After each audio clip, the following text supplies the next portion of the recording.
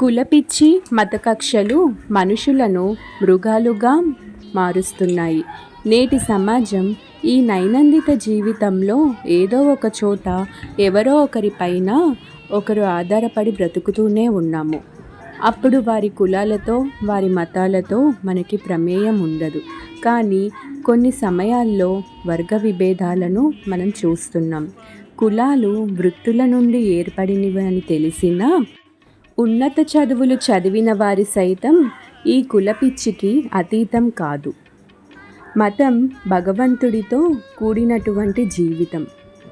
ఎవరి సిద్ధాంతాలు వారికి ఉండవచ్చు, కానీ ఆ పరమాత్మను చేరటమే ఈ ప్రయత్నం. కులం ఒకప్పుడు జీవన మార్గం అయితే మతం ఎప్పటికీ భక్తి మార్గమే.